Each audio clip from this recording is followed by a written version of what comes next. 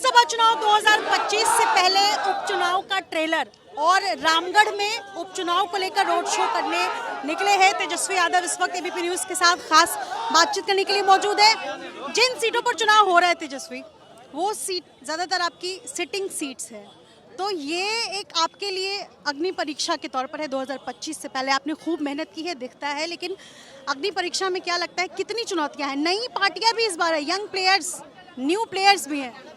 हर चुनाव में नए प्लेयर्स होते हैं, हर जगह नई पार्टियां बनती हैं। अभी बिहार में एक और नई पार्टी का जो है अनाउंसमेंट हुआ है।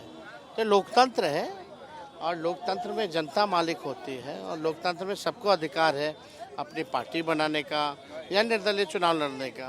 तो इस पर तो हम टिप्पा टिप्पणी क्या करेंगे, वो जनता मालिक है, जिसको चाहेगी उसको जिताएगी। लेकिन हम लोग देखिए मुद्दे की राजनीति करना चाहते हैं। सिटिंग सीट थी और 4 में से 3 सिटिंग सीट है और 3 जगह जो है हमारे महागठबंधन के एमपी बने हैं। इस वजह से ये उपचुनाव हो रहा है और 1 साल बाद जो है बिहार का जो है चुनाव होने जा रहा है, बिहार विधानसभा का। तो उपचुनाव में हम लोग की कोशिश है, किसी भी पार्टी की है, कि हम लोग चुनाव जीतें। लेकिन इस बार हम लोग चाहेंगे कि चारों जो सीटें हैं उपचुनाव की वो हम लोग जीतें। विरोधी जंगल राज बताते हैं, लेकिन आप हर दिन 110, 112, 115 हत्या की लिस्ट जब देते हैं, हर दिन जो घटनाएं हो रही हैं बिहार में, आप उसकी लिस्ट बाकायदा सुबह सुबह निकालते हैं। आखिर तेजस्वी यादव क्या साबित करना चाहते हैं उन लोगों को जो आपकी सरकार को जंगल राज बताते रहे? जंगल राज की कोई परिभाषा होनी चाहिए।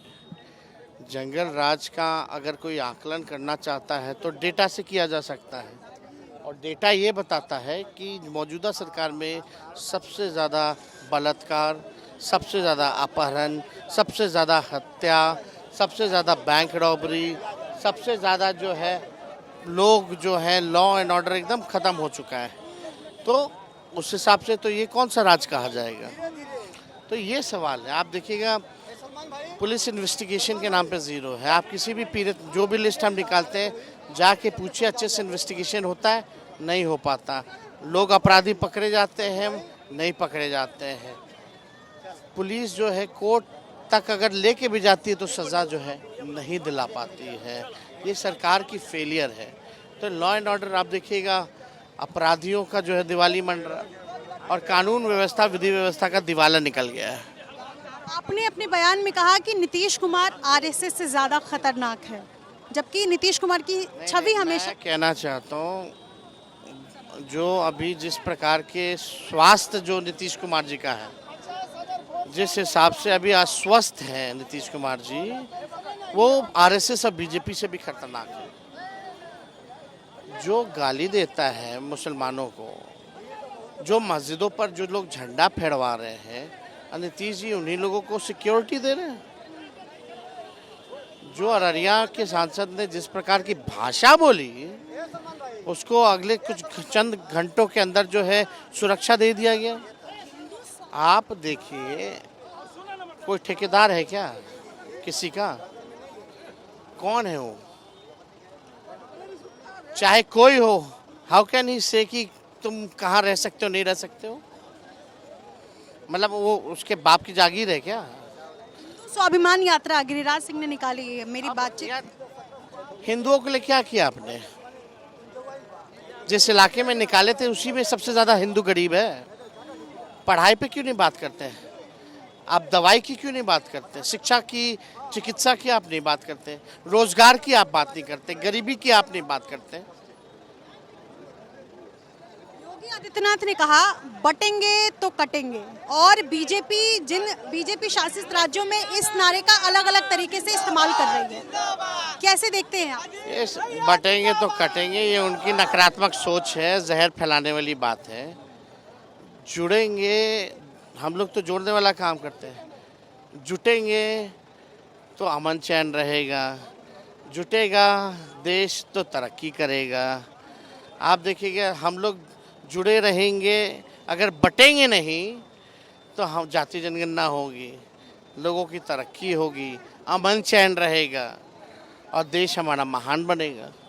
लेकिन तोड़ना, नफरत फैलाना, कटना, बटना, ये तो मवालियों की भाषा है ना। शब्द का चयन तो देखो, कटेगा बटेगा, मतलब एक होना चाहिए। कौन बटेगा तो कटेगा भाई। देश बटेगा, देश टूटेगा तो सबको नुकसान होगा।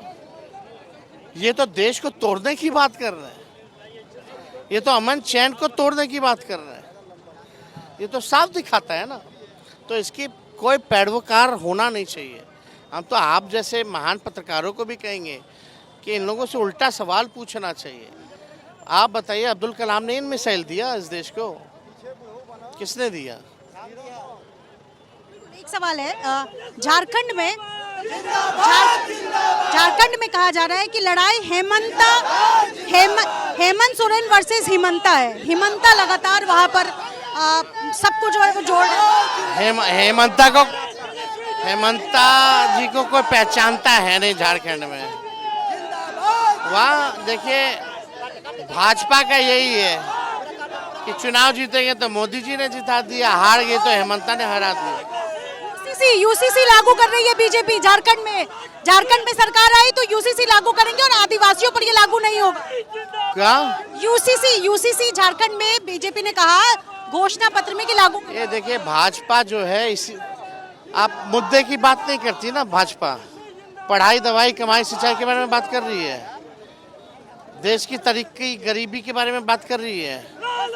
आप डबल इंजन की सरकार में, केंद्र में आपकी सरकार है, आप काम की बात कीजिए ना। तो घुसपैठिया की बात करते हैं, ये बात करते हैं, ये सब खाली ध्यान भटकाने वाली बातें हैं।